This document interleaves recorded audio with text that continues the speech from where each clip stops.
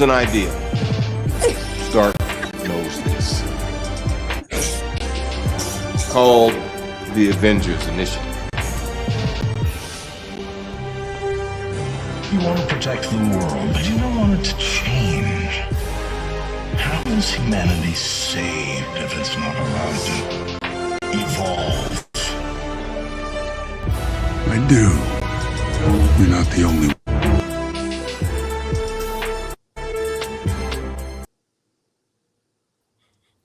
All right, how's everybody doing? I just had a CJ moment there.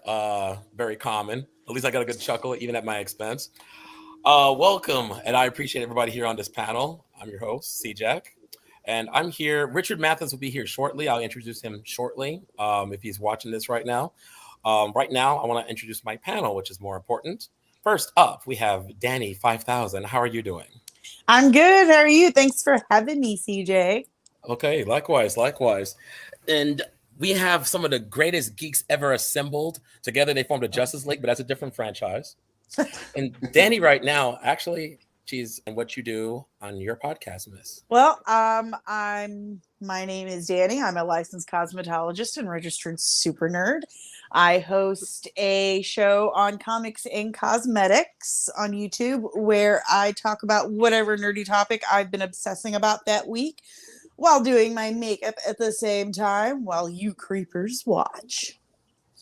In real time. And well, I edit. But every Sunday I do go live.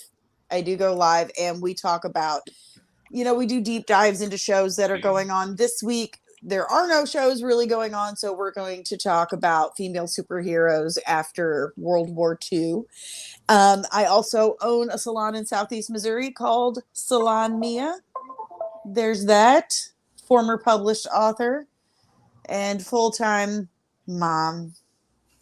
That job right there in itself is strength in itself, and kudos. Next up, we have next up, I worked with this young lady for several times now, and I'm happy to have her back. Heyblondie, check. What's up, Lena? Hi, how are you? Good. Thank you for being on the panel. Tell everybody about what you do. All right, so my actual name is Lena Corrales, aka Heyblondie. I actually do have a YouTube channel / podcast called The B Word. You can check me off on YouTube. I am, since we're talking about what we do, I do cook. I did go to school, culinary school for it. I don't cook at the moment, but currently I'm kind of a jack of all trades. I do a lot of different stuff. I'm a former cosplayer, thinking about jumping back in. And I'm not a full-time mom, but I'm a full-time cat mom to a that counts. Babies are babies.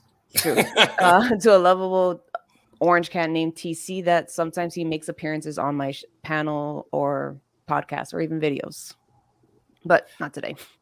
Cool. And my close friend who means a lot to me and is on here for the first time we're working with him, James. How you doing, Big James? I am doing swell. Thank you for asking. No problem, James. So I was just going to say, I am not a YouTuber like the other two just mentioned, but I am a Marvel enthusiast. So I'm just getting ready to talk about my list of the 27 on up, worst to best. Okay, no problem. And finally, least but not least important, Mr. Hakeem. How are you doing, sir? I'm doing pretty good. Thanks for having me. Good. So talk about what you do on your Twitch in particular. So I play a lot of games. I particularly like story-based games and indie games, actually. I think the last game I played on my Twitch was Tunic, maybe, or it might have been What Remains of Edith Finch, which was a really good story-based game. I've heard of that. In fact, the same person who designed that game, sidebar guys, sorry. The same person who designed that game did Mirror's Edge. Have you played that? Yeah, actually, I played the demo when it came out, and then I ended up buying the game later on. And actually, I really enjoyed that game. I didn't think I was going to, because first-person shooter or first-person,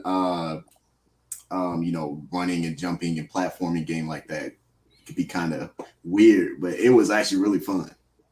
All right, cool. That's what's up.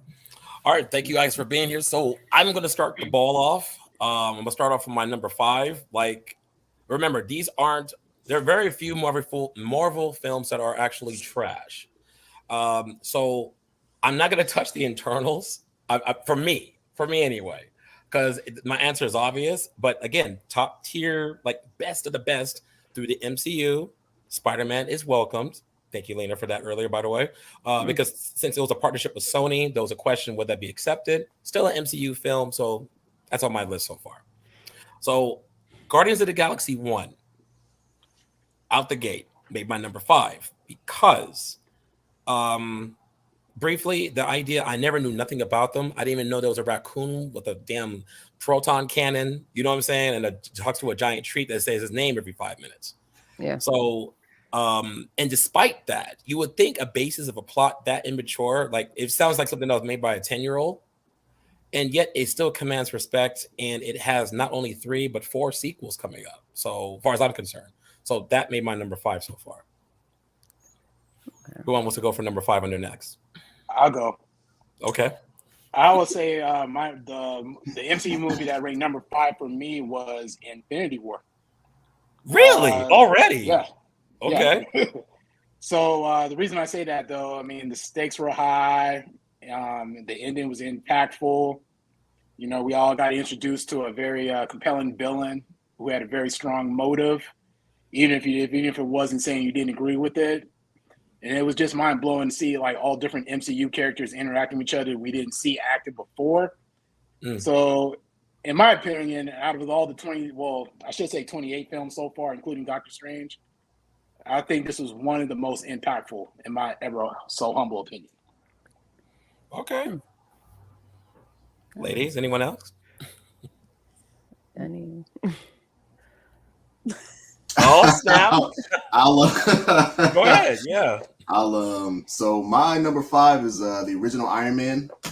I'll put that at number 5 because even though it's, a more dated film, it's actually still very watchable for me. It's the one that I can always go back to, and I don't mind, having it on in the background. If I catch it when I'm doing something else, it's still like, okay, it feels like I'm back, in the movie theaters with my brothers, or I'm sitting back, hanging with my nephews and everything like that. It's always something that brings me, a little bit of nostalgia. That family vibe, right? Exactly. And plus, you can't hate Tony Stark. Robert Downey Jr., the man who started it all. You can't be mad at that. And you got to give homage, despite how, sidebar again, how Disney Plus has been treating him, whether it's, and James knows what I'm talking about. If anybody has seen the What If, he's just taking L's everywhere. Just, you don't start a man. He's pretty much the Optimus Prime of the Avengers. Oh, James, yeah. Good analogy. Good analogy. Seriously, he's the Optimus Prime of the damn Avengers. Like, you don't do the man like that. It was almost like the writers of What If just had it out for him too. They just really wanted to drive it home. We don't like Tony Stark. They're like, he's dead. He's dead. Okay, he's dead. We want everyone to know that he's dead and just move on. Dude, and Danny's right though. It's like they just took the knife and just kept it. He's not chopped up enough. Let's go ahead and add some. Right. What killed it for me was not to get off track, but what killed it for me in the What If episode was the last one when the Watcher was recruiting all the multiverse Avengers, and he was with Gamora, and he was just like, the Watcher's like, not you, Stark. Anyway, Gamora. No, you're right though. They're really it's trying funny. to drive it home. They don't like Stark. It's almost like a diss at this point. A running gag. All right, and it's like they're in on the joke too. Anyway, yeah. Okay, so my number 5. God, my phone keeps turning off. Actually, what was it? It's actually Black Panther. It actually was one of my favorite ones because it actually gave us like. I was going to include Blade, but I'm just like, that's like not even remotely with Disney, so I'm just like, okay, I'm gonna just leave you there. But it's just more of like the first like standalone Black superhero, and just having like an all Black cast, and that's what I liked so much about it. And the storytelling of it was just really nice. Well, actually, not even nice. The visuals are just gorgeous. It was a very good pace too. Very. It was. Yeah. Oh, Where'd she go? Something She'll happened. probably hit something. She'll probably sign back in. It come wasn't back. me, I promise. she'll sign back in. He knowing her. really disapproved of her number 5, guys. Like, right. you better come correct with your next one. CJ, kick your ass out. Wasn't me, folks, I swear. She'll sign back in, I'm sure. All right, well, Danny, while we're waiting, this is going well. How about your number 5? My number 5 is Guardians of the Galaxy 2. Because I like both of them. I'm a huge James Gunn fan. He and I are actually from the same neighborhood. And Word? Yeah. There yeah. she is. Is she back? Hold on a There second. she is. Let her finish her statement. Yeah, I want to hear what you're saying. We don't care if It you was- don't it like was her or PC, not, wasn't CJ. it? Let her finish her What statement. happened with that? My Women have volume button voices. is right next to the close button for all the Whoa. tabs. Oh my So I God. went to go hit the tab to raise the Look at volume, and I Jay. hit that. I Jay. go, oh shit, I'm gone. Hey, girl, we had your back. We were telling everybody that, CJ didn't like your answer, so he kicked you out. I was about to put that on my Twitter. I was like, yep, look at that. CJ kicked me out because he didn't like my response. See? Look, she's like, worst review. Ever. No, but go ahead, Danny. Repeat that again, though. Oh, okay. Well, I was going to let Lena finish her sentence. I'm sorry, Lena. Yeah, you were. That's right. I don't even know where I left off because I just burst out laughing right after. I was like, oh shit. You were saying Black Panther, first standalone black superhero that we got. All In the black legit cast, MCU. beautiful, visuals were gorgeous. Storytelling was really good. It gave us actually also a really talented actor that died so soon. Oh, And that, like, when that news came out, it was just so heartbreaking. And it's just like now, Oh, yes. like, I'm like so concerned about part 2. So I'm just kind of like, how are they gonna do that? Like, that's kind of like where I'm just like on yes. the wire, just like, That's do what I I'm want to wondering. see it? Do I not? Yes. So it's just like, And you heard all that back and forth stuff that was going on with Letitia Wright.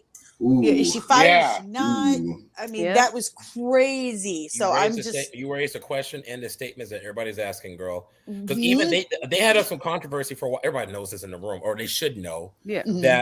that's the reason why they want to replace him, because his energy and his passion of the Black Panther was so strong, it is causing a delay on it. So that's a very good point you made up there.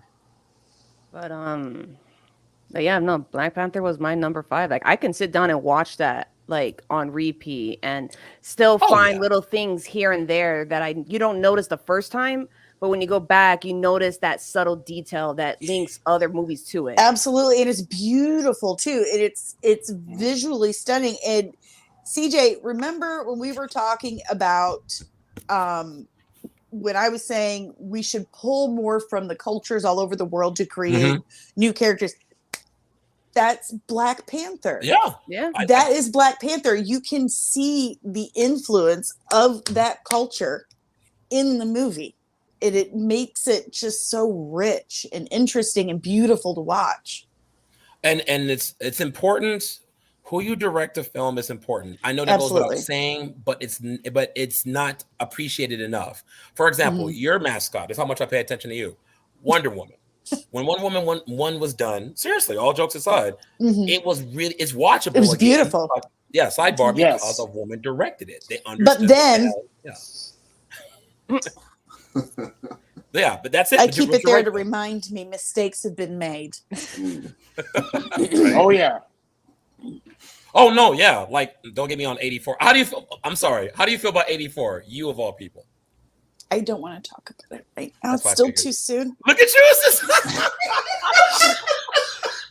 She's like, it's a tragedy. Okay. Movie we will not discuss of. All right. But I do appreciate it, Blondie, for that one. Okay, now Danny, I'm sorry about that. Okay, so my number 5 was Guardians of the Galaxy 2. As I said, I'm a big James Gunn fan. And I feel like his directing style, and this is going to sound super weird, but I feel like his directing style has a very St. Louis feel to it. That's where I'm from. And every single time he directs a movie, the soundtrack that's in it, the humor that's used, even down to the language, it reminds me of where I'm from. The whole feel, that vibe, like we have a very, to me, a very specific style of sense of humor. You know, we have, okay, did you guys watch Peacemaker? Yes. Ask James. He got me turned on to it. I can do the dance. Look at James. On the sidebar, that intro, you're not human if you bypass that. If you skip that, and that was his goal. He said he wanted to make an intro that would just invalidate the skip intro button. So, James. Quick history lesson. I read that James Gunn wrote Peacemaker, like the whole story, the whole scripts, just for the hell of it during the pandemic. But he didn't anticipate. But he didn't anticipate. Yeah, he wrote it just for shits and giggles. Yep. But he didn't anticipate that it would really get picked up. And it did. He seriously gives zero fucks about anything. He's like, whatever. If we do it, great. If we don't, I got something else lined up. No beg. Yeah, Gunn is that kind of director. We are from the show me state, man. Yeah. I feel like that one scene in the new Suicide Squad when Peacemaker and Bloodsport were showing off like their kills. Yeah. To me, that encapsulated James Gunn. That and the one phrase where he's like, if this whole beach was covered in dicks and somebody said I had to eat the whole beach covered in dicks for peace, I'd say, yes, sir. Pass the dicks. No, he really did put that in there too. It's freaking great. But back to Guardians of the Galaxy 2. The humor in it, first and foremost. He can tell a story that's serious and emotive, but you're laughing at the same time. And I love that. I love that because it's almost like you're learning and you don't even know it. Like I said before, I didn't even know who Rocket was. I had no idea the knowledge of the characters. And the backup, you support your claim. It starts off dramatic. First of all, you can rock that soundtrack anywhere. Hell yes. Any volume, pun intended. Second, when he let me get my face right. I'm Star-Lord. Who? I was dead in the theater. He's like, come on, man. He's like, you know what? Forget it. The moment's gone. You ruined then it. when he knew he was towards the end, he was like, yeah. And how many superheroes do you know of that are from Missouri? Not any, but that's Peter true. Quill. And he's going sexy. with the Quill man. All right, I'm gonna start us off on 4 now. Let's see. Oh, hold on. I don't think Hakeem didn't go yet. Hakeem, did you go? Yeah, I did. Yeah, he did. He went. He said Iron Man. My bad. Yeah. My fault. Y'all forgot him? You have terrible friends, Hakeem. He just laughs about it. I know. Captain America: Winter Soldier. Good call. Yeah. Thank you. Because you can like Hakeem said, you can watch it over and over again. You can, especially that CQC scene between him when he first fights Bucky for the first time over his shield. Dude, they practiced that for weeks, nice. You know. And the scene was only 3 minutes long, but I don't care, man. I can watch that. To me, what grabbed my attention was the human factor. It pretty much, I'm a Batman fan. Everybody knows that. These people can't be killed. They have some kind of gimmick, and or if I like to call them like a Flash level superhero. You know, they can't be killed. They just happen to have gifts. You know, Captain America is as strong, debatably, as Spider-Man, but he can't be killed. You know, and he was up against impossible odds in that film, going up against Bucky. And the plot of the film made complete sense. I had no buts about it. It just, I think to me, it just went too super spy for me. Like I was watching a long episode of Burn Notice, and it just bothered me. So that's how I made my number 4. Okay. Yeah. Okay. Can I go next? Mm-hmm. Yeah. Yeah. Okay. My number 4 was No Way Home. Spider-Man No Way Home. That was my number 4. I thought it was better than Homecoming. Play it off, Danny. It's what? I felt like it was better than Homecoming and Far From Home. I think it does need to be mentioned in the top 5, at least in my opinion.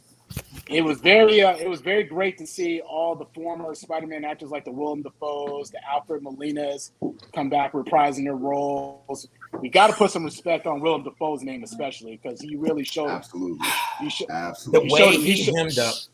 Sorry, James, but I'm agreeing with you though. The way he hemmed up Andrew Garfield.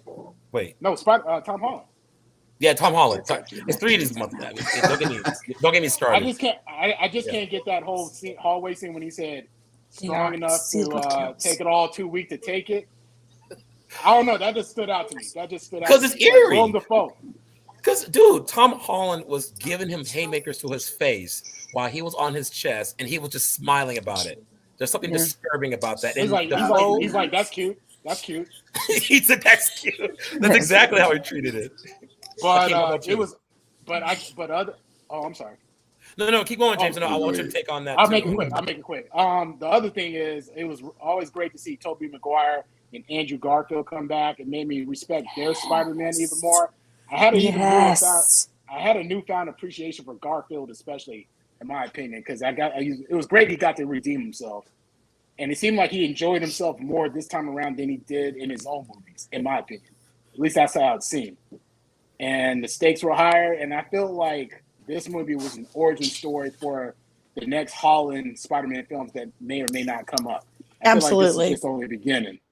Absolutely. With Tom Holland, apparently from what I read, they signed him up for 3 more movies. Yeah, I think so, yeah. And then there's a Disney Plus show that's coming out called College Years that he's lending his voice for the Peter Parker. Okay. So we're going to be able to see more of him, but but I do agree. I actually wanted to add that to my top 5, but CJ told me to add it to my honorable mentions. You still can. But the thing is, yeah. You still can. I actually really agree with you. I actually loved Spider-Man No Way Home because, like, obviously you get to see Alfred Molina, and Willem Dafoe. And I was telling CJ also that when Willem Dafoe was able to actually portray Green Goblin the way he wanted to, instead of how it was in the Tobey Maguire verse, where it's kind of like cartoony. Like, just getting that crazy side of Willem Dafoe was like, okay, I am terrified, but at the same time, I'm just like really like turned on. I don't know why. That's weird. I get it. I'm like, damn. And then with the same thing with Alfred Molina, like if you were to look at his Doc Ock then, it was also somewhat kind of cartoony, but it was also like he was cracking jokes. This version of him was like more serious, and he was able to kind of like showcase his actual like full potential as Doc Ock.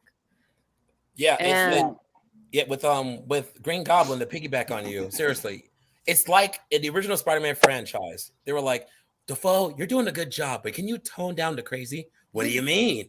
You know, the kids at home are getting freaked out. No, really, she's onto something. Real talk. It's like, well, I want to portray it this way, but all right, whatever. You guys decided to check. Yeah, she has a point.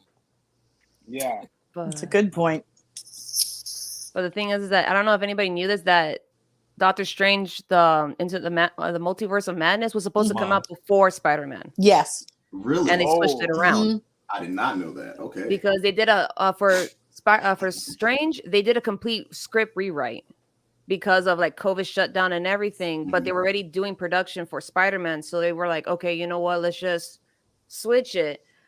I mean, either way, I feel like whichever came out first would still make more sense. But I would have liked it the other way around, with Strange first, then to Spider-Man No Way Home.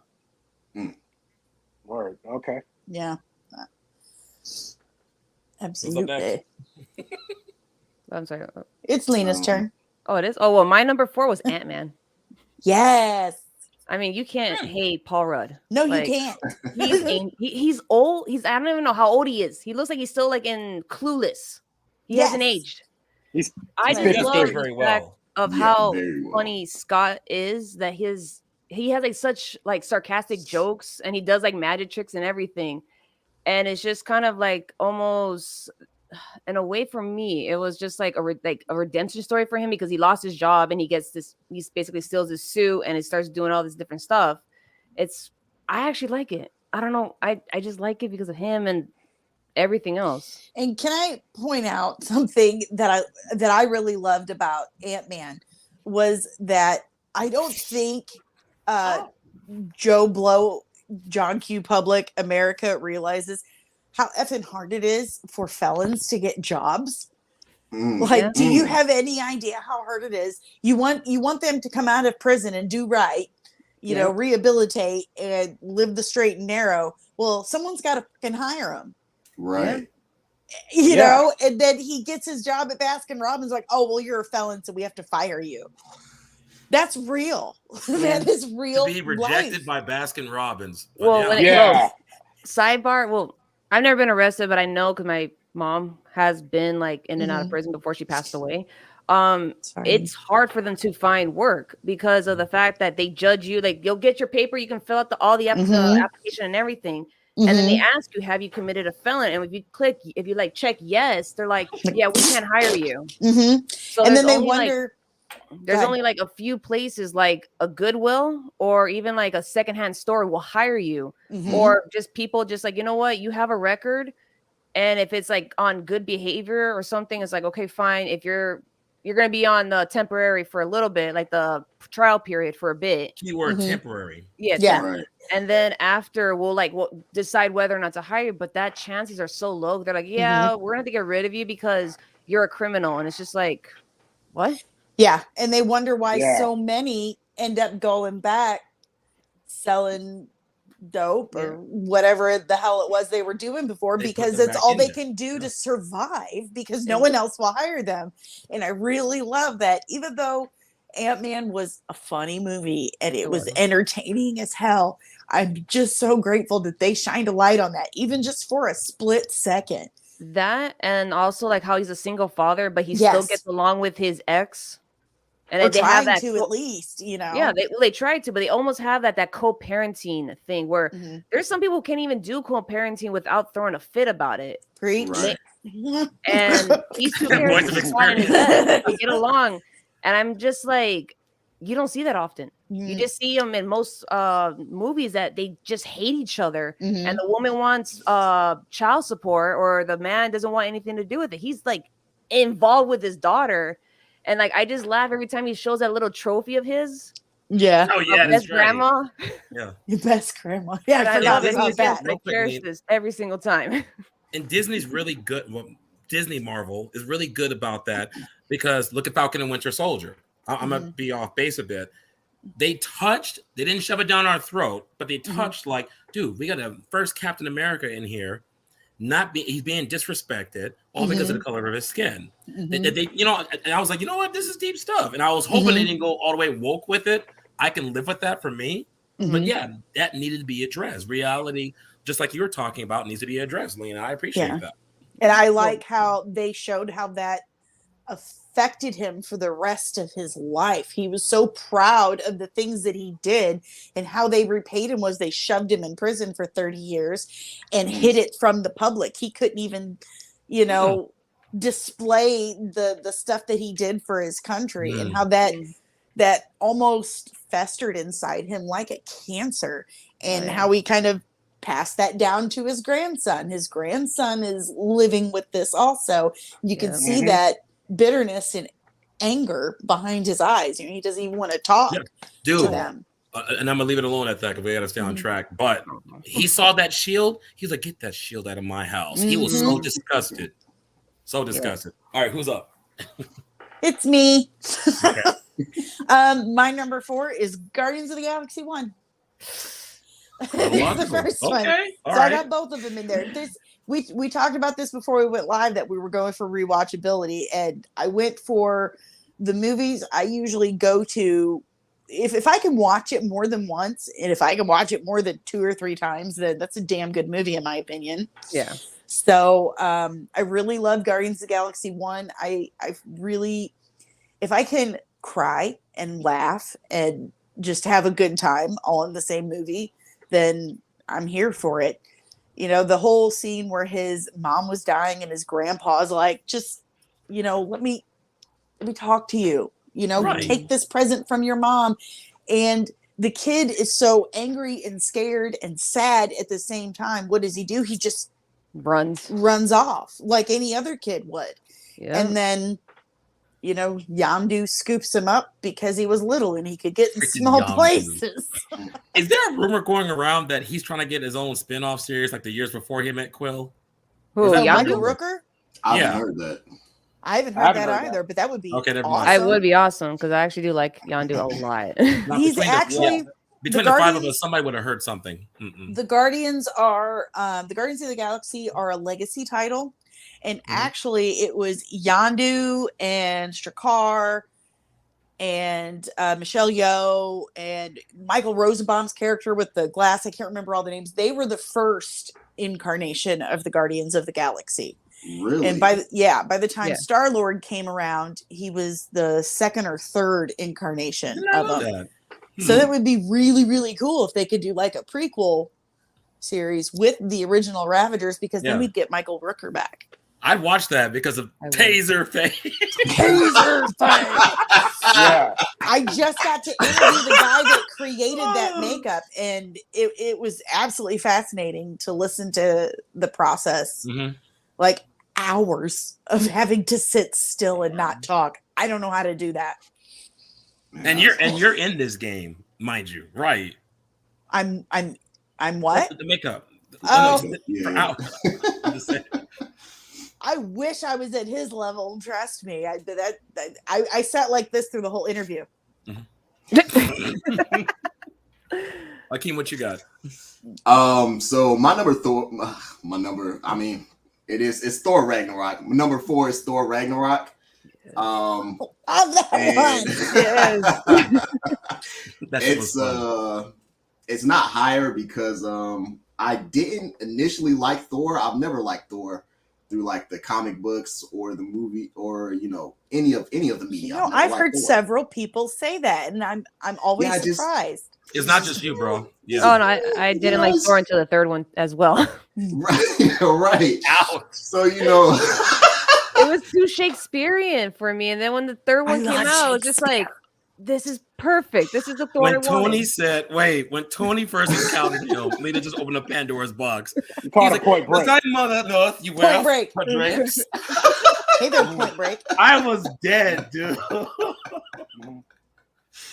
Yeah, and then of course, fast forwarding when he was I'm sorry, Hakeem, but when fast forwarding, he was like, I know him. We work together. A kid wrote that. He was from Make-A-Wish Foundation. Yeah. Wow. Yeah. That is We're awesome. friends from That's work. even better. That's right. They should have hired him for life after that. Right. They should.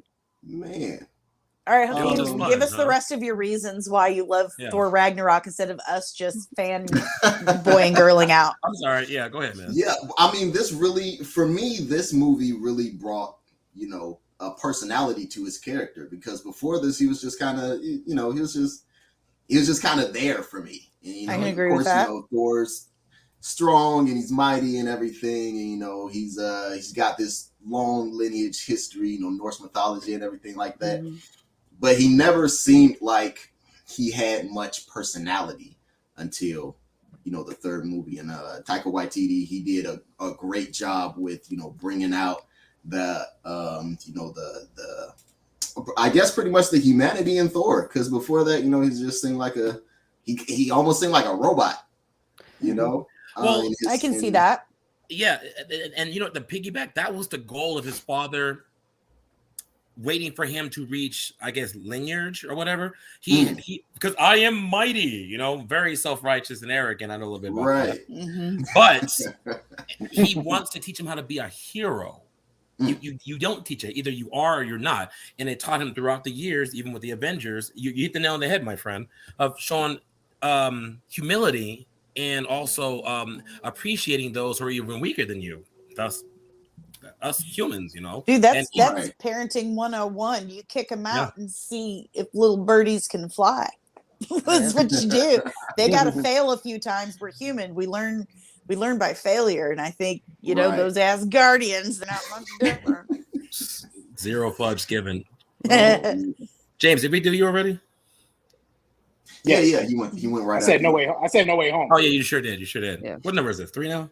Yeah. 3. Okay. It was tough, but Age of Ultron made my number 3. Wow. Yes. Really? Because right, because it's like I'm interested to hear your justification. Yeah, of course. Because it's okay, you go from dealing with Ultron, who has basically all the Avengers powers put into one, you know, whatever program between Stark and Banner into this machine, right? And then let's say this raises the question. Let's say he did win against the Avengers, his plan worked out, whatever. Thanos was coming anyway. So Thanos would have been like, no, this planet belongs to me. It'd been, you know, to fight the tyrants, whatever, true, but it wouldn't have been much of a match. Where I'm going with this is you do justify heroes' tasks pretty much like Dragon Ball.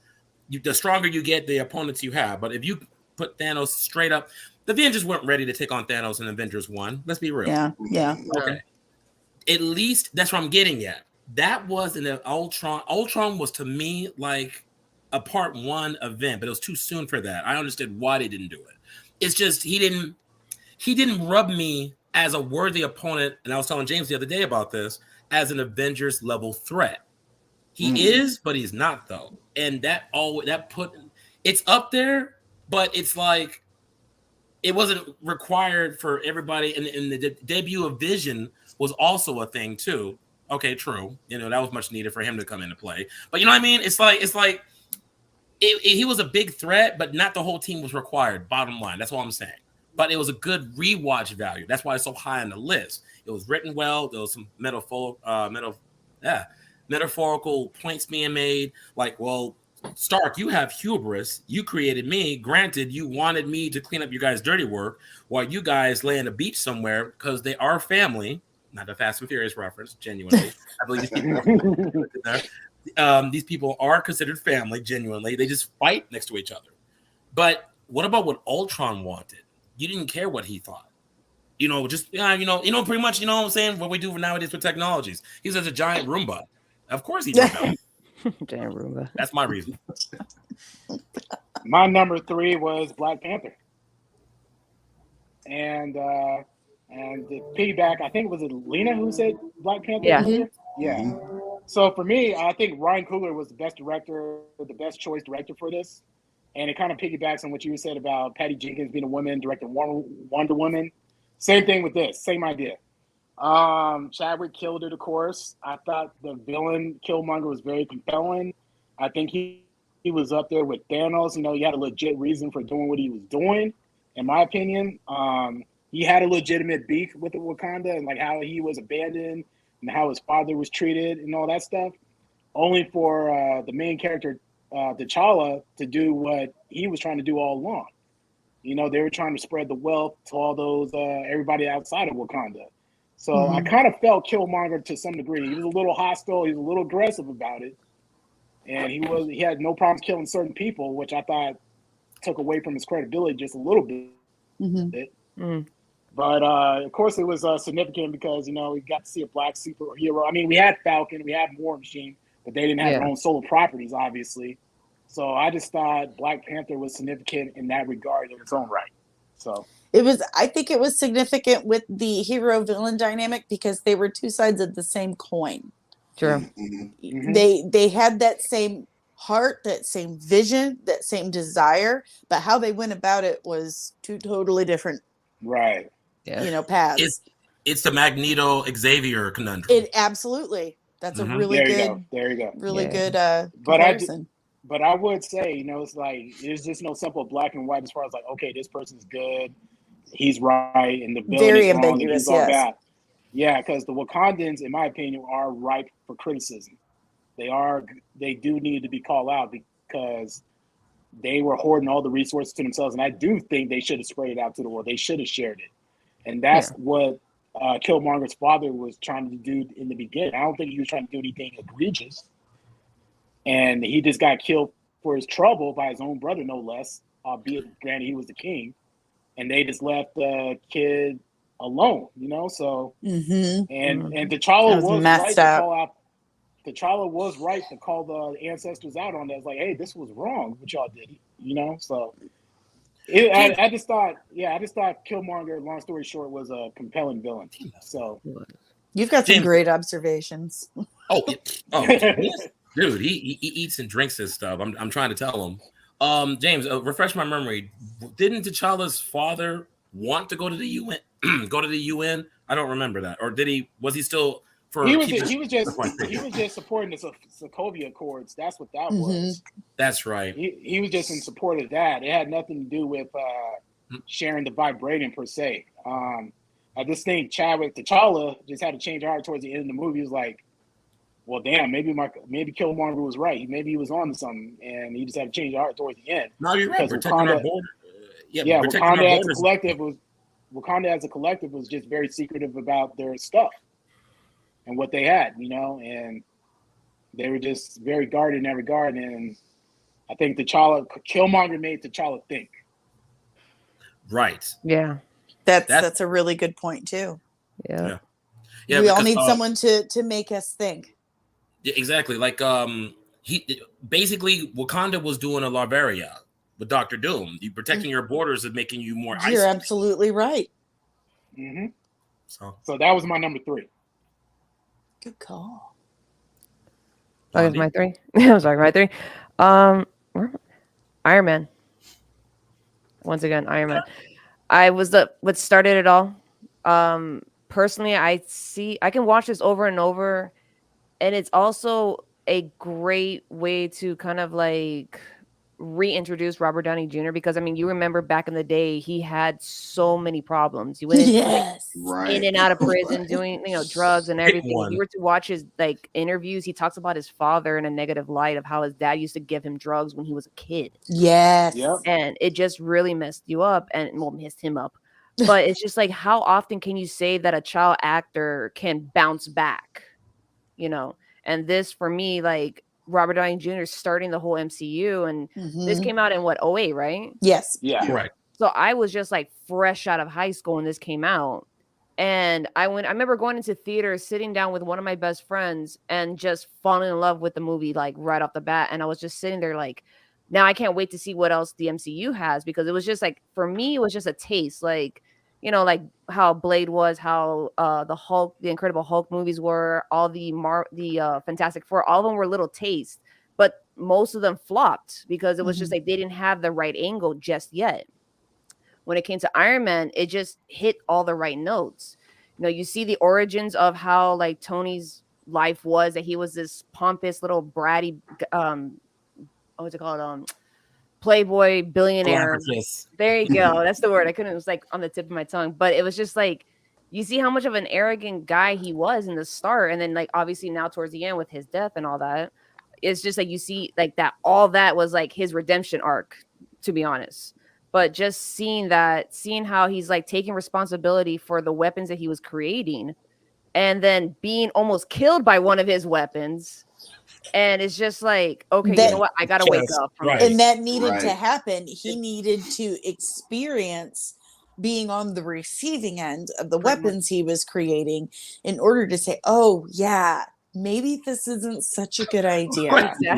Wait, what you just said, Danny, indirectly reminded me of a Family Guy joke. And he was like stabbing somebody. He's like, it was a cutaway scene, whatever. The guy was in prison, right? He had a knife. He's like, oh, let me say how this feels.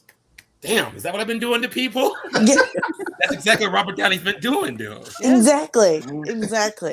I mean, and he inadvertently created Wanda.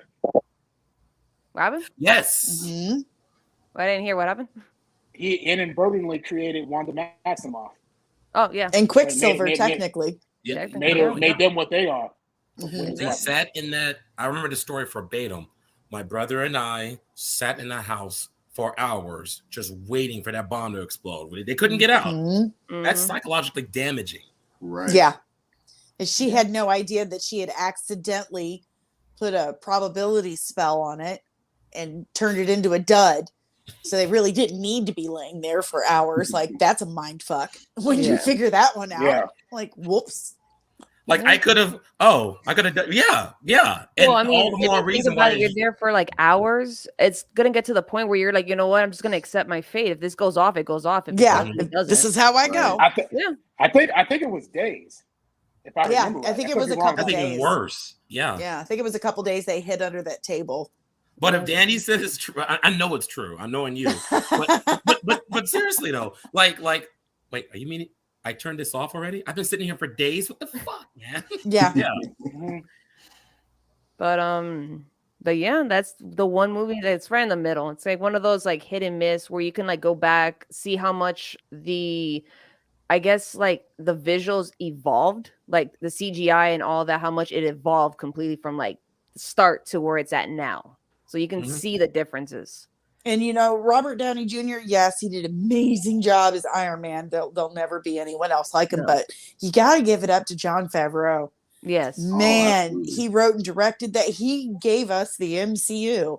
Kevin Feige be damned. It was Jon Favreau. Favreau fought for Downey Jr. Favreau fought for Downey Jr. to get casted. Yes, he did. Because Stanley saw him as his story. He is Tony Stark. Mm-hmm. Yeah. The one hit, not the one hit wonder. How can I word this? The greatest story never told, that loser winning, basically. Yeah. Number one. Yeah. On the flip coin, you're right, James. Fabio, he was like, dude, and after he made that first movie, what a lot of people don't know, Stanley wants you to write more, 10 years worth. And no, he said, okay, how many more? 10 years worth. Whoa. Like, I'm not ready on. for this. I don't even know what I'm doing tomorrow, bro. Yeah, no, he was afraid of the task. And he was like, dude, you're going, sorry, you signed up for this. And he's been, since, from Elf on, he's been hitting home runs, Yeah, but that's my. We don't talk about swingers. I caught that. Danny, you up? Sorry. I can't with her. The beautiful babies. But Hakeem, did you win? Wait, one of you guys. Danny's okay. Is Danny's turn? Making sure. All right. Okay, so I think my number 3 is Infinity War. Infinity War was like,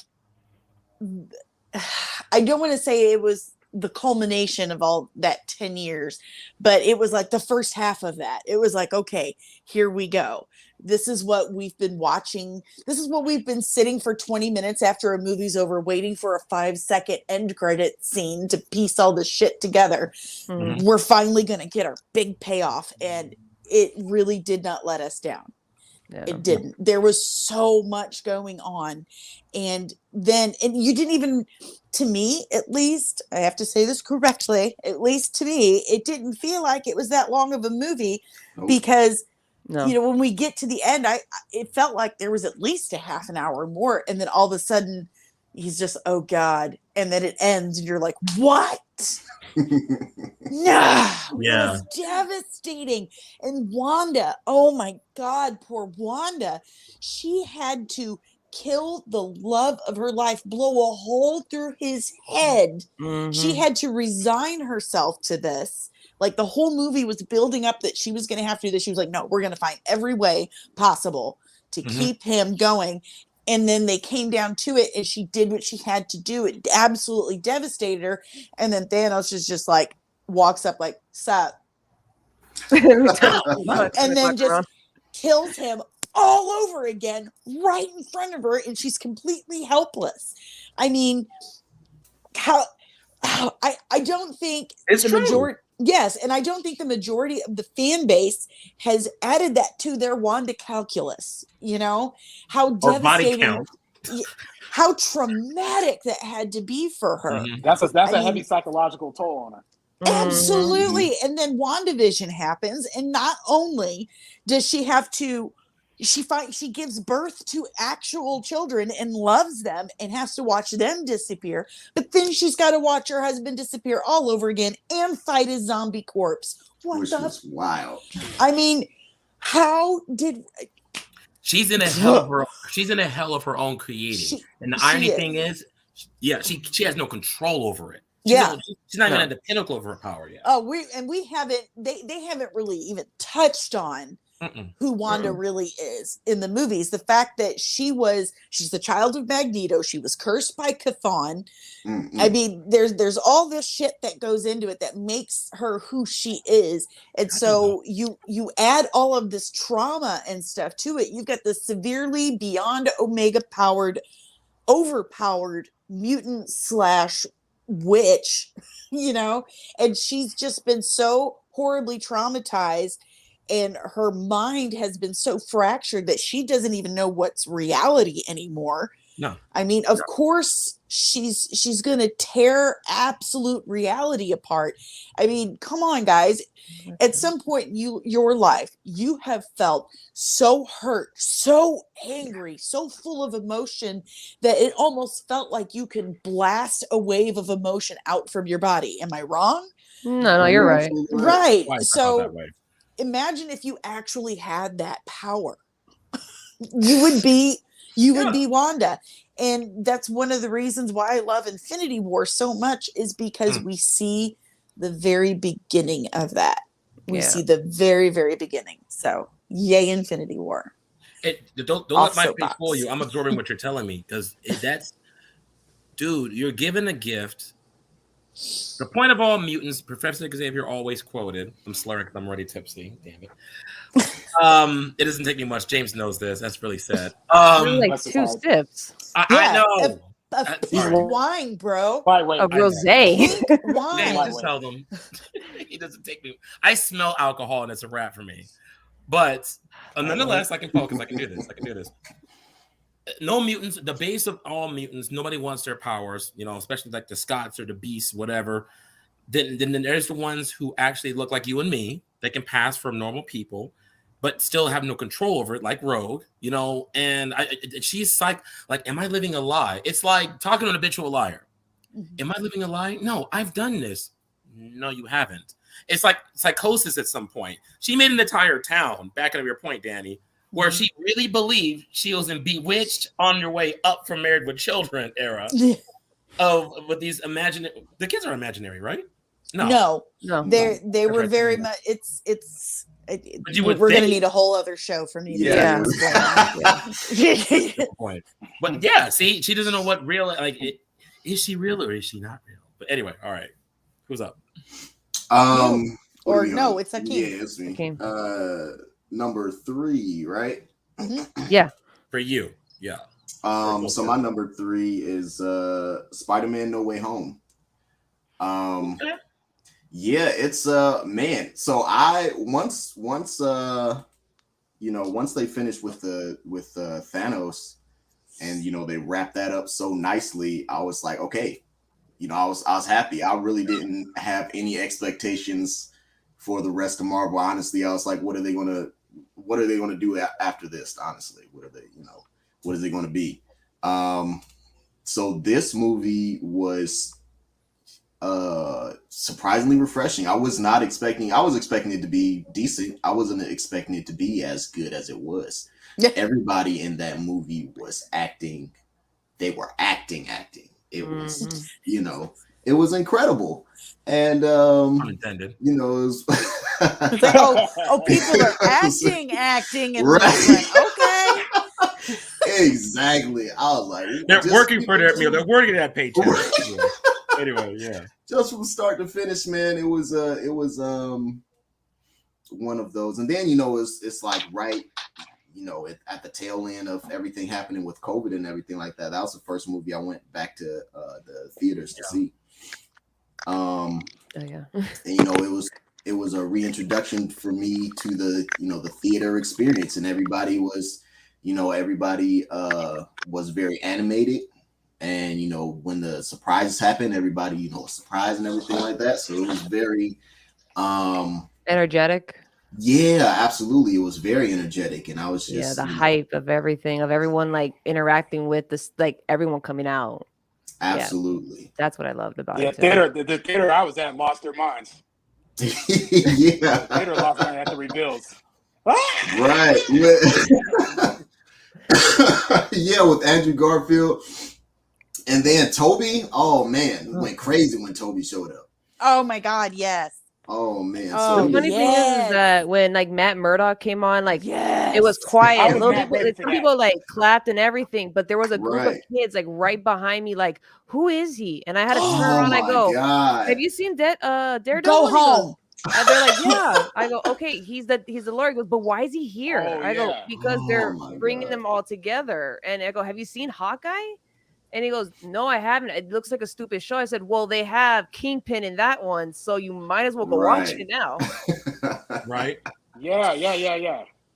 I forgot to mention that when I talked about No Way Home. Yeah, I was not expecting that Daredevil cameo, and I That saw it was really 3 nice, times in the actually. theaters, and there was mixed responses. The first night I saw it, everybody clapped when they saw Daredevil, but then I've been to other venues, and everybody, there was no response at all. They just seemed indifferent. Oh man, my theater was But shout out, Yeah, shout out mine to was pretty Daredevil. lit. Everyone was Mine was screaming. too. I had people jumping up, clapping, and I'm really gonna flying everywhere. I'm really gonna show my age here, but I took my youngest son with me to see it because I took him to see the Tobey Maguire movies in the theater, and he was obsessed with Tobey's Spider-Man. Like, I mean, his first words were "Spider-Man." He loved it. So when we went and saw No Way Home together, I mean, it was a big deal. And when Tobey came on screen, I swear to God, that big boy was just. Oh no, I was crying too. There wasn't a dry eye anywhere. He was. Oh no, I was crying too when I saw him and like Alfred Molina and Willem Dafoe. Like I started tearing up. I was like, every time. You know, I'm something of a scientist myself, or the power of the sun in the palm of my hand. It's like, right. Yes, King, give it to us some more, please. Dang, look at you. All right, real quick, I'm going to respond to some of these comments because obviously I am abusing people. Let's see what's here. So you can actually just click on comments to your right. It says hi chat. Are you serious right now? Yeah, and you can throw it up on the screen. Just click on it. Click on any comment. I had my thing full screen the whole time, and I just forgot about the comments. That was on me, guys. I've been keeping up with it. All right, I'll be right back. I'm gonna mute my mic and turn off my camera for a quick second. I'll be back. Okay. Yeah, let me go ahead and. Oh, snap, crackle, pop! Hold on. Richard, oh my God! Lord, how long have you been there, man? I don't know, 35 minutes, 40. Holy shnikes! Wow! It is all right. CJ's fired. I'm fired. I'm done. I mean, no more pink wine for you. Yeah.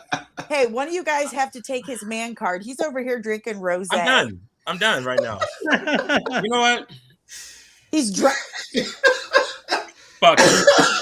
I've just been enjoying the conversation. I was like, and CJ didn't give me any like what the plan was, so I had no idea. It's fine. I love you, Richard. I'm sorry. I could have sworn you were still busy. I'm sorry, sir. Richard Mathis, everybody. Pretty much for somebody who I look up to, I sure put him on the back burner, didn't I? Richard Mathis. He is a lightweight, guys. Like I know. He runs very well known. Yeah, he runs Ignus Umbra. He's a producer, videographer, photographer, everything. So let's give it up to him. Hi. Thanks, guys. Welcome to the chat, sir. So 35 minutes back, huh? Jesus Christ. Feel free to. I'm gonna leave his credentials and everybody else's in the description below later. So, Richard, any thoughts so far? Let's give you a little bit of a catch up here. Due to me. Just I really agree with a lot of the comments on Spider-Man No Way Home. That's actually my number one. I'm not sure what number you guys were at. I think they were at 3. Well, we've just finished 3. I think we're on 2 now. We just good timing. We just hit on 2. Yeah. The stool I'm sitting on is not comfortable. I'm just FYI, in case anyone cared. What I really thought No Way Home, for exactly the reason somebody else described it, it basically saved the MCU because a lot of people were like, what could be next? And could it live up to the first 10 years of the MCU? And after Spider-Man No Way Home came out, it really kind of said, like, you know what? You have no idea what you can expect out of the next 10 years of the MCU, but it seems like it's going to be really good. So that's just kind of my why Spider-Man No Way Home is actually my favorite movie from the MCU. Okay. Rich, since you're here due to my blundering, let's go from 5 to 1 as far as you're concerned. If you guys don't mind for a minute, let's go ahead and actually 5 to 3. 5 to 2? Or 5-3. 2. Yeah. Oh. Well, no, 5 to 5 to no, 3. I said it right. 5-3 because we're just Okay. now on 2. Yeah. All right. Guardians of the Galaxy is my number 5.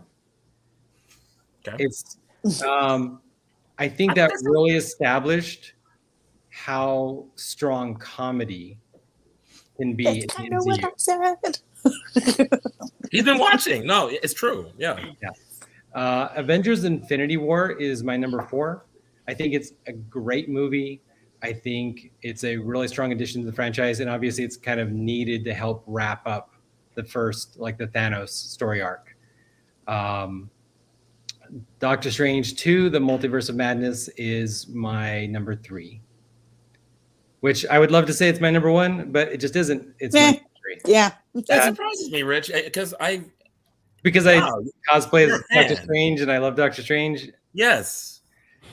Yeah, but you know what? I because I love the character, maybe I like it a little bit more than I would if I wasn't like a person who really loves the character. Mm-hmm. I love the movie. The movie was dark. It was cool. I don't know if they blended the Raimi stuff like, fluidly into the rest of the movie. It felt like, in my opinion, Rich, that it was. Who agrees that was just like written into it last minute? All right, so they just changed. Not seen it The yet. What part? To me, the Raimi stuff is the references to the Evil Dead. So like, okay.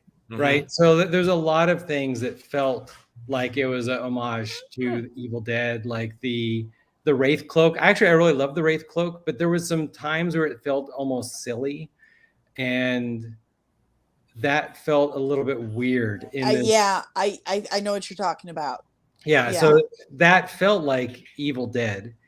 And I love the Evil Dead movies. I mean, I saw the Evil Dead musical like 5 times while I was still here. Like I really love his stuff, but it just didn't feel like it was perfectly melded into the rest of the movie. If you think about it, the Darkhold is kind of the Necronomicon. Sure. Yeah. I agree. That's all I really had to say about that. I think it's a great point. I think that's why Sam Raimi probably was chosen. Yeah. I feel like Doctor Strange, especially in the comics, was always very trippy, like Hakeem's background. And I'm sorry, I can't stop staring at it. And for that simple fact, to me, it felt like Sam Raimi was an obvious choice of director for Doctor Strange because he is so weird and trippy. And it just, to me, it felt like, yeah, he needs to be directing Doctor Strange. If he's going to direct anything in the MCU, it would be Doctor Strange. Yeah.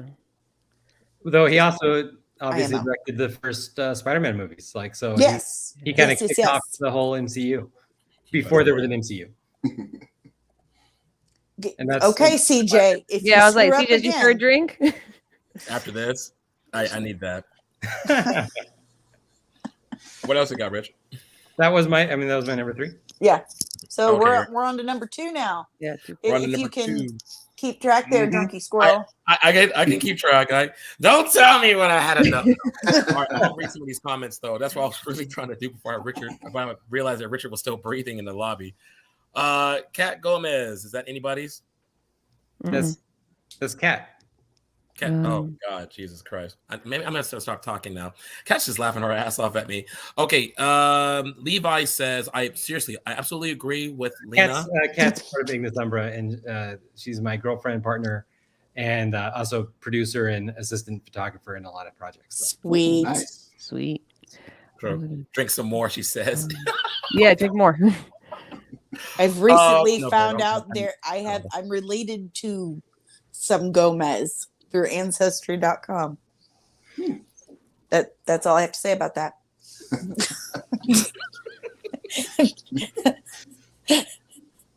Levi says, I agree with Lena. They could have pushed the envelope a lot more and it was decent as far as Black Panther is concerned. This is a while back. Oh, okay. I was like, yeah. I'm giving you a heads up. No Way Home was phenomenal. That's one of mine. Levi. Cat, go away. I'm not going to read that out loud. I want to go read it. I'm going. How far back do we need to go? I'm going back to 5:15. It wasn't that much. A lot of people started signing up about 5 o'clock. All right, my comments visible. No, they're visible. It's just you have a terrible navigator right now. Speaking on Wakanda, Levi. Speaking on Wakanda, they had the right idea of what life is and how it should be and how flow and difficult things were. You hit the nail on the head, Danny. Oh. I think that's as far as Disney's been and Disney Marvel has been talking about. Back what you said earlier about it's not always a fairy tale happy ending. Mm-hmm. It's real life struggles, a dad situation with Ant-Man you guys were talking about. So I think that's what they're referring to. So, and now I'm caught up. Okay, cool. And she is on the same page with me. Okay, yeah. All right, number 2, I'll go while I'm still sober-ish. Endgame, Infinity War. And why it was just wow, because we had to sit there and wait for the aftermath of all the madness that occurred in that movie. You know, that's what gets you. That's what draws you into the end is coming. Mm-hmm. It's just how. And Tony Stark, and I think James, you and I had this speculation a little bit where I knew, Robert Downey Jr. was going to die, but he didn't though. Or was he dying? Like where was he at before, of course, Endgame when he was stuck on the ship with Nebula? And so much stuff happened there from the Great Snap and all that stuff, It was just a magnificent film. You can't ignore its film superiority as far as it's concerned. There's so many moments in that movie.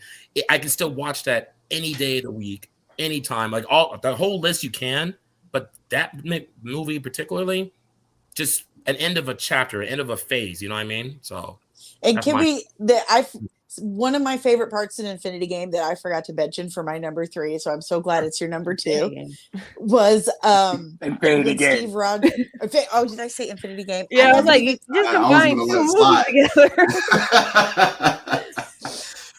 It's his background. Okay, so you know what I meant. Anyway, when Steve Rogers met Groot, and he's like, I am Groot. He's like, I am Steve Rogers. Oh God, that's right. He tells that's such a Cap thing to do. Yeah, I know. He's so polite, and he tells Thor he likes his hair, and Thor's like, I notice you've copied my beard. It's just classic Thor and Captain America. I know those two. It's like a roommate situation. The Boy Scout and the Odd party couple. boy. Right. That was all. Richard, since you're here, you go. Yeah. I'm here. What? Go ahead. You James. made him 35 minutes, so let him go next. That's what I was thinking, because I really want to rip my hair out right now because of that. Go ahead, Richard. My number 2 was Thor Ragnarok. That was. So the reason why I ranked it at number 2 was the fact that I don't think people thought the Thor franchise could be saved. Like the Thor number 2 was so mediocre that usually if people rank the Marvel movies, right? Thor 2 is usually the worst. Like it's the least loved of all the Thor movies. I'm of the opinion that Thor 1 was worse. That's just me though. Yes, we could have a whole discussion on that. But another show. Go on. Richard said we could talk about that later. Right. But go on. But Thor Ragnarok really tied the Guardians of the Galaxy universe with the rest of the universe, and I think it established a lot of characters in a different light that really made them much more popular and really gave them life until now. Like obviously until now, because obviously Thor Love and Thunder is coming out, and if Thor Love and Thunder wasn't going to be along the same kind of humor aspects as Thor Ragnarok, like people would riot. I don't know. I really loved how Thor Ragnarok kind of established that the humor that had come in from Guardians of the Galaxy was now going to be spread basically in every franchise. Like everything, no matter what it is going to have some of that same humor. And I think James Gunn just doing the Lord's work for us. Really, that's a great way to describe it. Richard, you like James Gunn, right? I do, yeah. That's right. We talked about that on Combos and Crafts episode 1. Yeah, it just refreshed me when she said Yeah, that. he's actually probably my favorite director right now. Same. See, everything he touches is gold. It's true. Even that garbage zombie movie, you would think on Netflix, we all know the one, people. Yeah. Where, Okay, but it was good. It was actually good. No, they go to Vegas. No, that's Snyder. That's Snyder. That's Zack Yeah, Snyder. that's Zack Snyder. Really? It's Zack Snyder. Yeah, Yeah. that's totally Zack think it's Snyder. gonna be Put the wine down. Put the wine down. Yeah, I was like, CJ, no more wine for you. It's not even my hand anymore. Don't judge me. I disagree that it was good either too. I'm not, I was not a fan of that movie. And also I'm not a fan of probably any Zack Snyder movie. Oh, True. James, you're up. My number 2 was Endgame. Okay. Yeah. Reason I say that though is it concluded what Infinity War started for one. I know there's some people out there who like Infinity War better than Endgame. That's cool. I can see that argument. But this is just my personal take. I just enjoyed Endgame. I just found it more impactful. Granted, it was a slow build up like on the first half, but I felt like the second half of the movie was a good payoff. I thought the acting was more, how should I say this? The acting is always good, but I feel like the acting in Endgame especially was more impactful. For example, like when Ant-Man finally gets out of the quantum realm, and he's putting together what's happening, and then he's like the scene where he's reuniting with his daughter, and thankfully she didn't blip. And then when the realization, when they reunite, I thought that was a very impactful scene personally. yes. When Tony Stark was going off on Cap, when he finally got back, the acting in the beginning was just stellar, and of course towards the end, when everybody from all the franchises up to that point get together, man, it was just a beautiful thing. Just seeing everybody do their own thing, like that continuous shot from Iron Man, Thor, Cap, the Guardians, Ant-Man knocking out one of those what do they call those things? Those big ass caterpillars? I forget the name. Oh, the Chitauri whale things. The Chitaris. Yeah. The name is escaping right now, but seeing Ant-Man going in on one of those. Leviathan. Yeah. So there it is. yeah, but seeing Ant-Man in his giant form knocking out one of those things, just to see it all come together, that encapsulated Endgame for me personally. And seeing Tony Stark sacrifice his life to do the snap, you're just like, God damn. You knew it was coming. You knew something was going to happen to Iron Man. You know he wasn't coming out of this unscathed. I was hoping for the best, but you knew it was coming, and it was just impactful. I'll just say that. So Endgame's my number 2. Endgame showed that you could have a serious Marvel movie that didn't need the kind of silly humor of Guardians of the Galaxy or Thor Ragnarok and still be amazing, just dramatic piece. That it's a masterpiece. Honestly, the whole movie's a masterpiece. And I didn't feel like it was too slow in the beginning. Like I watched it twice in theater, and I was fine both times. Like I wasn't falling asleep or anything. Like me neither. But some people actually said that. Like I get tired. Yeah, it's you know why, Richard? Because like I repeat myself, pacing. A movie could be 5 hours. Not that I want to sit there for that long. Oh God! But if you have a right balance, it'll make it any good. But no, defending James' point, somebody said that in some kind of blog. I think I know what you're talking about, James. Well, it was too long. I didn't like it, and that's the only reason why you didn't like it. Come on, what about the dialogue involved? Come on, man. Yeah, I actually really liked the first half of that movie because it showed that human element, and the part where Cap is talking to in the group of the survivors and everything. I thought that was a really good scene. Yes. So I don't know. It was like an AA situation, right? The Hawkeye's family thing at the beginning, that was dope. I'm just gonna say Endgame is my number 2 also, and for the virtually the same reasons. Like it just it rips your heart out right when it starts. It's like, oh my God, that's horrible. But then that very end, when you hear Sam say "on your left" and all the portals open, I'm gonna cry now. Like it just, I felt it like in your chest. You see Chadwick walk through, And it just, oh man, it just gets you. It's like that moment. Okay, so in the moment in Infinity War when the armies of Wakanda are coming, they're yelling Wakanda forever, and they're just you feel it in your chest. Hey, Bombay, you just oh god. And then when he says on your left and the portals open and they all start coming through, and not just the emotion of it that they're all back and we've waited a year and a half to see this part, but it was visually stunning and just beautiful No, you're right. Two things. I don't think from that point to the end there was a dry eye, to be honest. No. Everyone was crying. I was crying. You were a Skrull. Either you're not human or you're asleep. I think something was wrong. I felt a tear in my eye, but I think there was something wrong with the ventilation system up there. That's all. I'm just nice, James. Nice. When I saw it, punch his man card, so he feels better. When I saw it, like Endgame, I remember everyone cheering, just like how No Way Home was. Everyone got up, cheered for every person that came out and everything. And then when they had that funeral scene, which was also another moment of just like heartbreak, you're just like, I don't know what possessed me. I told CJ this story that I was sitting next to my best friend, and everyone you hear the sniffling and everything. I'm there sniffling, and I'm watching them put the reef in the water with the arc with saying like Tony actually had a heart and everything, so they put it on there. And I didn't know if I thought I was saying it to myself, but I said it out loud. I was like, that is some dirty ass water. That is fucked up for Tony.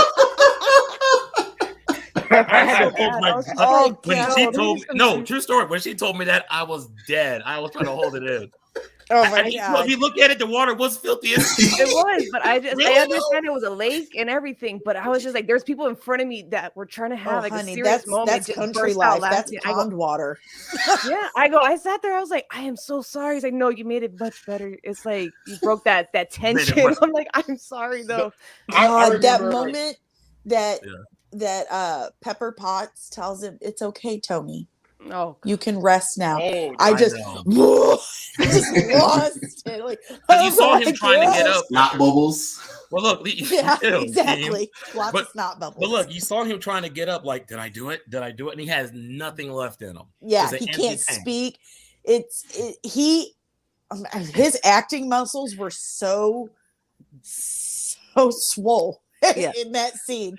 Because it really looked like a man who was dying. Like you can tell that he's dying. Those systems are shutting down. He's unable to really fully comprehend and communicate, but you can see that he's still fighting. And when she says, because it's kind of also going back to how like Iron Man 1 was like the start for Tony, and then like Endgame was like his redemption where he sacrificed himself to save everybody else. Because remember, Cap told him, you're never the one who will make the sacrifice play.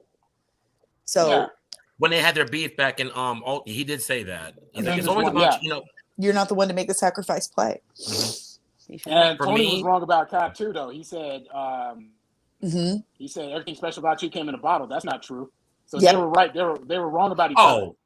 But they were each other's checks and balances. Well, they're like siblings at this point. In Avengers 1, put on the suit. Then I don't need the suit. Put on the suit. And I don't need the suit. Like, I'm gonna knock you. You know what I'm saying? They're like, I'm gonna knock you out for this stuff. And I remember it's full circle. Yeah, I remember when Thanos dusted. I remember a guy in the theater said, "It's about goddamn time." Shit. Let me tell you something. Backing up Danny's point, there's two scenes I loved when nobody saw it coming, except for Thor. He didn't want to admit it, except for Thor. He's like, "I knew it." When that hammer lifted up, yes, I Thanos. Oh and he was like, God. Yeah, and then Thor was like, I knew it. Despite Thanos kicking him in his chest, he don't care. He knew it. What was funny for me personally in that moment, as soon as the hammer went flying and Cap just kind of, swings back with it, it's at the same time that Chris Hemsworth says, I knew it. I'm yelling, I knew it. Right. He handled it better than Thor did. But then again, Cap has better fighting technique. But anyway. Oh, man. That movie, we could do a whole show on epic moments in Endgame because it's And I'm gonna leave it alone at this, and I'm gonna move on. And then the final moment, much like you, Danny, when Cap got back up before on your left, it was like a he was ready, and the armies were approaching. Like, dude, this is it for you. And I thought he was going to say, like, I can do this all day. I can do this all day, but he didn't have to. You knew he was going to go down on his feet. So, Richard, since you're here, I'm sorry. Now that I'm again reiterating, you're number one, sir. My number one. Number two. We're still on number two. Yeah. Two, I haven't okay. done my number two. Who else CJ, has that done? goddamn one. you and Hakeem. Okay, see. Okay. Hakeem, want to go? So my number two is Captain America: Winter Soldier. Captain America has always had the best choreography, and this one was just like it just didn't stop. It just didn't stop, man. And this is one of the last movies that I actually got to see in theaters with my brothers. So it really, after that, we just kind of, we were just working too much to go to the movies at the same time. But I guess this one could, it kind of holds that special place for me in that aspect. But yeah, Captain America: Winter Soldier, it was, very explosive, from beginning to end. It captivated. I don't know. It was just something about it that captivated me, man. I just leave it at that. No, again, that CQC, man. When him and Bucky were going at it the first time over that knife technique. Oh. I think he got sucked into his portal. Goodbye, Hakeem. We can hear you. We just can't see you. Yeah. Brother. I think the elevator scene is one of the best, like, iconic Captain America scenes of all time. Okay. From Winter Soldier, when he's in that elevator and he's like surrounded by the Hydra people. Mm-hmm. Oh yeah. It's legendary. Marvel's good for those scenes, period, Richard. Daredevil, the hallway scene. Always the prison. Mm-hmm. The prison scene, Punisher. Pick one. Yeah, very good close combat scenes.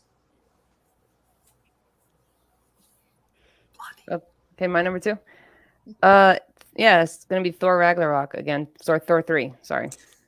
I noticed a lot of I know the people that said like Guardians 1 and 2 and also Thor 3 like glossed over like one of the things that I actually did like about this one was that it gave us like another Elder of the Universe, which was the Grand Master. And then when it came to like Guardians 1, we got the Collector, and then Guardians 2, we got Ego. And they're like 3 Elders of the Universe. So when I saw this, and obviously it's oh my god, Jeff Goldblum. So I mean, come on. I just like the fact that I just like the fact that they made Thor more like likable, because like the first one, I mean, I like origin stories, I really do, but it was just, for me, it was just too Shakespearean. And I get it, like he was supposed to be learning how to be like a hero and everything in the first one, but by the third one, it was just more of like, we got laid back Thor is what I wanted. More like he wasn't like, I have to be a hero and everything. I can actually kind of like almost lay back a little bit and kind of crack some jokes here and there. And obviously, I mean, James Gunn's a great director as well, but it's just more of like Taika Waititi. What happened? What did you mean, Taika Waititi? I'm sorry. Sorry. Oh my god, I got them confused. Yes, thank you. Him. Fuck. CJ's rubbing off on everybody. It is. It's also, I feel like the two of them, they do these really wacky kind of directing too. I mean, if you were to look like you guys were talking about Peacemaker before we went on, how his and then that one with Suicide Squad, like you can see like somewhat of the whack, they kind of like the style of directing, how it's so much similar, but his was a little bit different. It's just, I personally feel like Thor 3 was just storytelling wise introducing to another Elder of the Universe, and then the possibilities of more coming out. And I mean, I'm hoping that in this next one, Thor Love and Thunder, they introduce again Grand Master, because that's the rumors that are going around saying that Jeff Goldblum might come back in. And I'm just like, I'm just hoping you guys introduce more because there is one that I want to see of how they'll do it because it's Disney. But I'm trying to think, what movie is it? Is it Blade Runner? There's a character that has three. She basically has three breasts, and she is known as a Total caregiver. Recall. Oh, that's what a recall. Total Recall. There's Recall. there's an actual Elder of the Universe that has three breasts, and she's known as a caregiver. And I'm just like, I want to see how you guys will do that. This is Disney. Ooh. I just want to see and hear all the jokes. It'll just be like that. Pretty much. You'll I just see want to hear extra all the cleavage. jokes they're gonna come out with, going back and forth. Like, yeah, did you see she had like 3 tits? But you know who I want to see, piggyback on your point? I want to see Enchantress because she was one of Thor's. Yes. I got you, Danny. I got you. She's one of Thor's biggest rivals. And I thought for sure She's if a Ragnarok could be bitch. her. Love her. No. Yeah. But yeah, that's my 3. Okay. Full circle, right? Sorry, 2. I let you, man. We're full circle now, right, guys? Yeah, we're at number 1 now. We're on number 1. Okay. Now my number 1 is definitely Endgame for me. It's just finishing up on everything that's. Didn't we say no more wine? Yeah. What the crap, man? Put it down. I love how he has his last finger. And it's pink. I can't get over it's rosé. What is that, bitch? Is it rosé? It's rosé. She knew it's rosé. No, but seriously, it was just a close, even down to the ending credits and respect. Like it was like a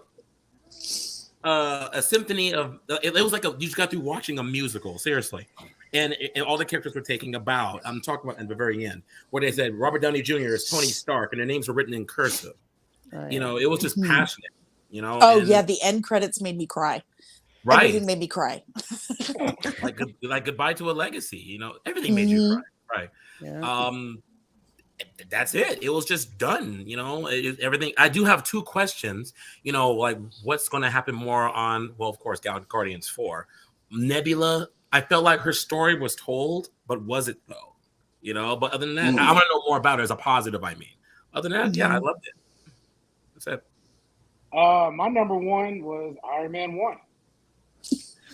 I got to tip my hat to that. I mean, it started off. It was what's the word I'm looking for? The sparker, so to speak. Yeah. That started off the whole MCU. I have to admit, I was a little incredulous when I first found out Robert Downey Jr. was cast as Iron Man. Really? I mean, his reputation. Yeah. Because I never really paid attention to him like that. I mean, I always knew about his troubles back in the day. You know, his legal troubles and whatnot, and I thought he was done. But I did notice a few years prior to Iron Man, like how he was trying to recover and make a comeback and all that stuff. And the only reason I say I was incredible is because he never was known as an action hero. He was an indie movie guy. You know, the most action I ever seen him do was U.S. Marshals. Well, to us That was old very folks, good, by the way. Anyway, to us old folks, he was known as kind of the teen rom-com guy in the I'm old 80s. too. Yeah, I was gonna say. I'm an 80s kid too. I know about him in Weird Science, Back to School, Less Than Zero. Yes. Yeah, he was. Yes. Oh, he was one of the bullies. Yes, I've known about him for years. I've known about him for years. I just didn't see him as an action hero, and I could admit I was wrong about that. I was way off. I'm just And wrong then when I about found- Tobey Maguire. Yeah. Yeah, it's true. And then but when I finally saw it, I was like, okay. It was just I was also just getting interested in Iron Man as a character overall right before the movie came out. I started reading all the Civil War comics, and I was just fascinated by the character because Iron Man is just one of those guys like who relies on his imagination and ingenuity and resilience. He's not superpowered. He's just a smart guy, and it parallels Robert Downey Jr. in real life. and that's what I loved about him. Yeah, because he can be killed, you know. But here we are. Yeah, and I just like that story of resilience and the creativity. You know, like with Iron Man, he's always making these specialized armors to fight the Hulk, to fight Thor. He's always trying to think his way creatively out of certain situations. So I've always liked that aspect of him. So Iron Man was just a simple movie. You didn't know it was going to be the birth of this whole cinematic universe at the time when you saw it. I just liked it as a standalone movie. Mm-hmm. But of course, you know it was going to spawn off to some other stuff when Sam Jackson makes his cameo at the end and talking about the Avengers and all that stuff. But we didn't know what that meant at the time. You know, Right. it's like, okay, they're gonna make more movies. That's cool, whatever. We didn't think 15 years down the road we were gonna have this web of this slew of movies that are all connected to each other. But it was just a simple, straightforward movie, and that's my number one. And to put a pause real quick, Levi said Ironheart will have definitely big shoes to fill. You are not kidding. Not just Ironheart, they've cast Iron Lad also. Really? Mm-hmm. Yes. Okay. Anybody up? Yeah. Can I go? Because I have to probably go after I go. Me too. I meant to tell you guys I don't have time to do the honorable mentions. I'm down to 15%, and I forgot my charger. It's 8:00 here, and my back is killing me. So I gotta leave in a few minutes too, but I want to hear this out. So my number one is Thor Ragnarok. It is probably the MCU movie that I've rewatched the most.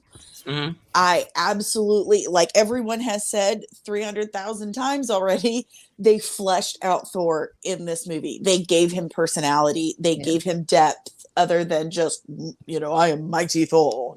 Let me tell you, I love Shakespeare. I do.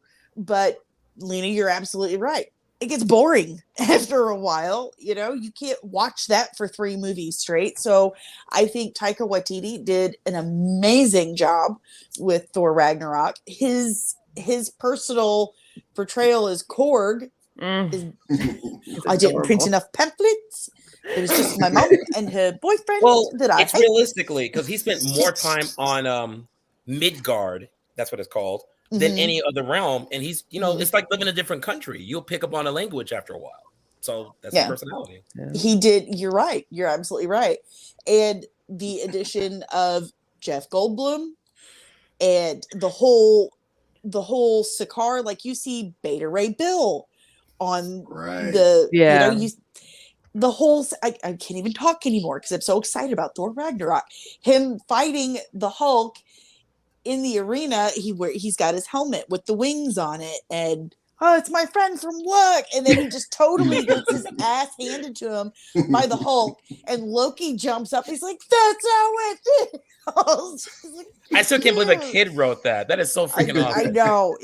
I love it. I love it so much. I love that a kid wrote that, but it really showed.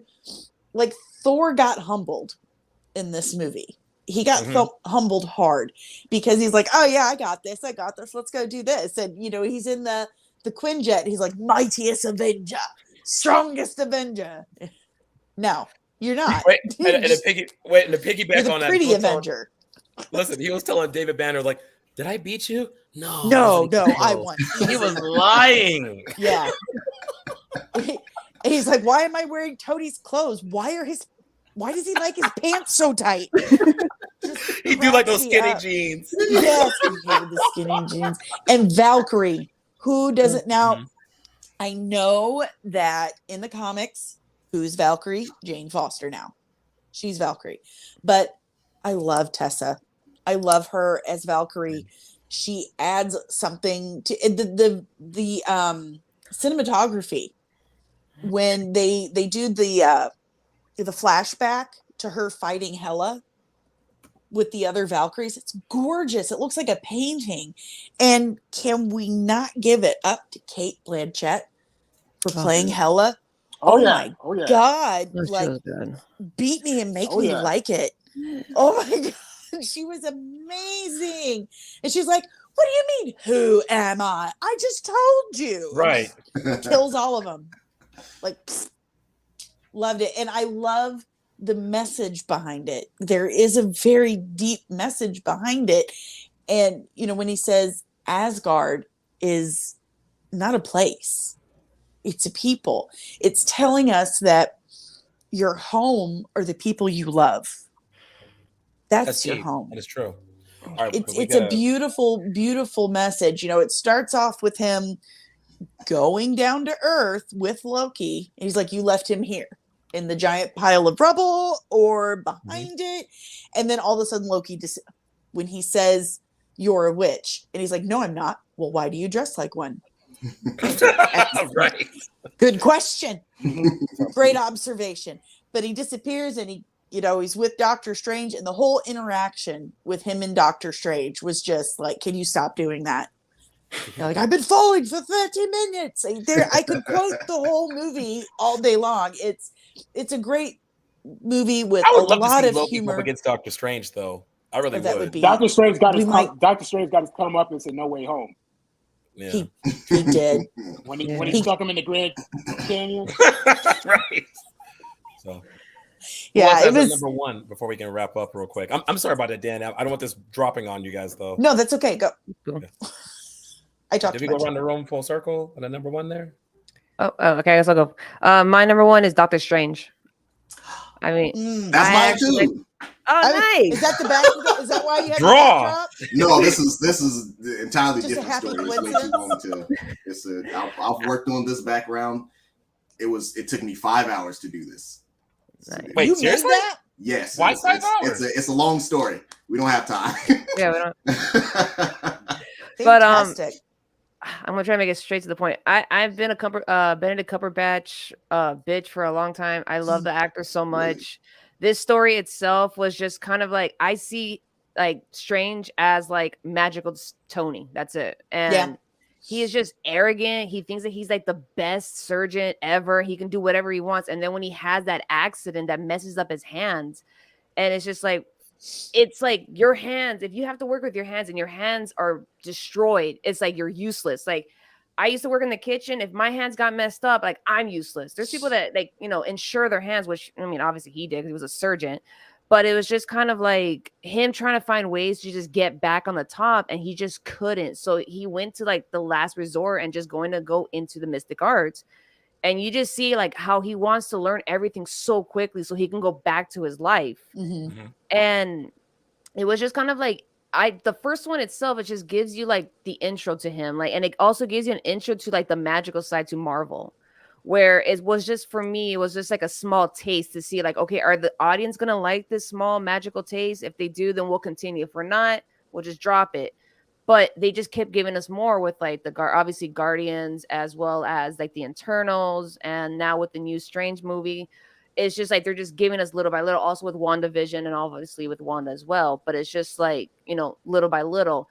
And I just like the fact that there is some humor to him. Like, he'll make some sarcastic jokes, or he'll like his knowledge of music. He'll just wants to be better than everybody. Mm-hmm. And at the end, it's just like for him to be Sorcerer Supreme for a short period of time, blip out, and then come back and no longer Sorcerer Supreme was just that hilarious. was messed up, by the way. That was hilarious. On a technicality. Yeah, we gave it to him, and you were like, "Are you serious right now?" Wong's like, "Shut up, bitch! I know." Right.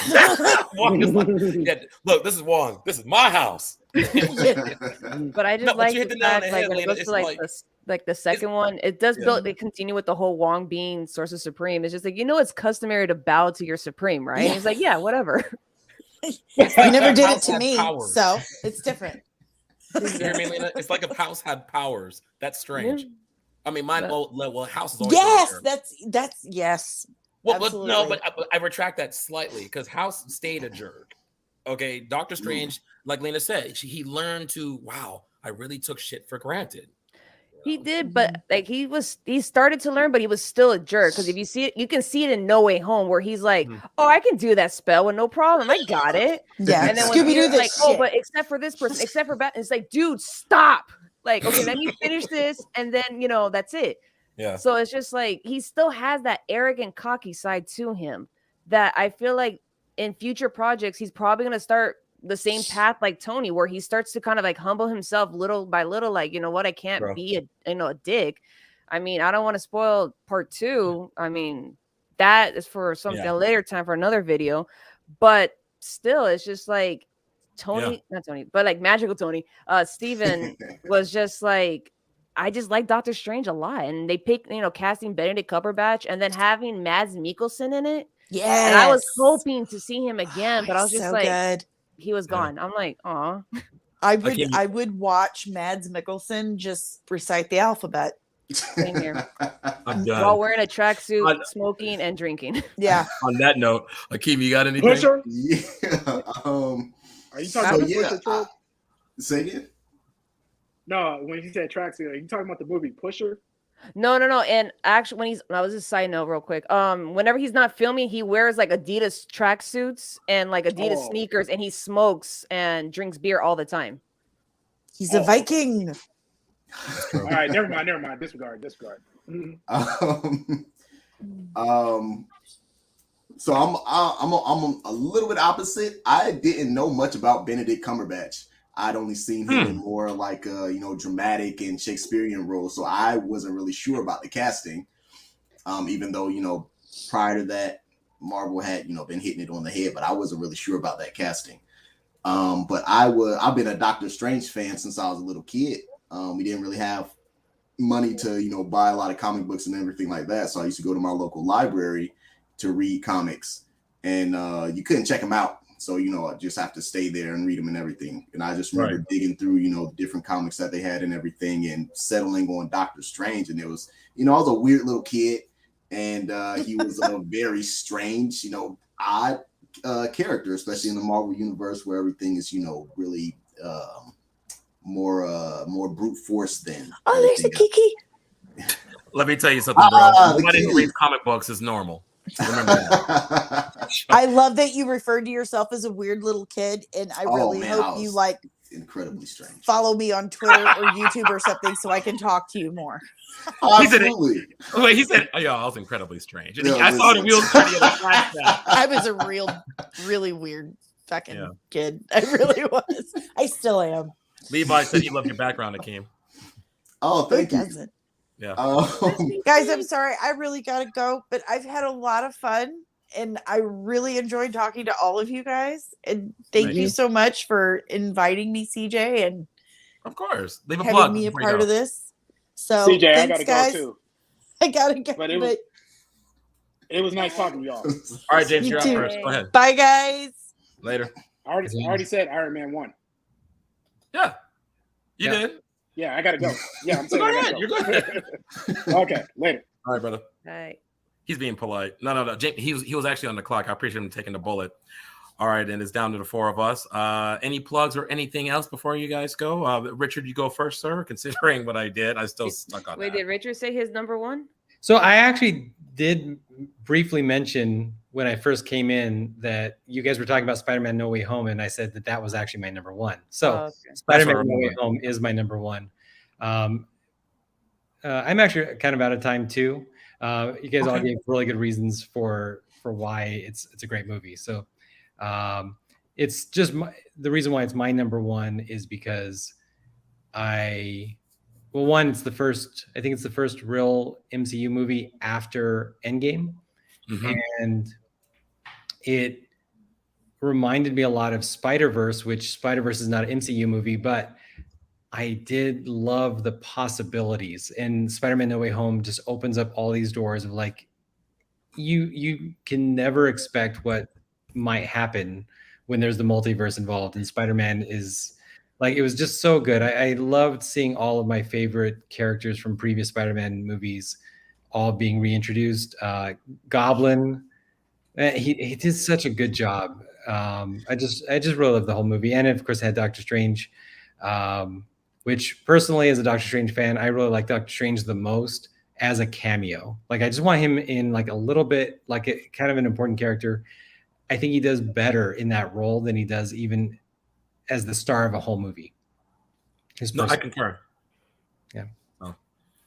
All right, guys. Well, I'll leave all the descriptions where you can reach all these awesome. Ironically, except for Danny, who just left, everyone here has a gift and a talent of their own, of their magnificent abilities. I leave in the description below where you can reach Ignus Umbra, aka Richard Mathis. I'll leave everything for Lena, everybody else, Hakeem.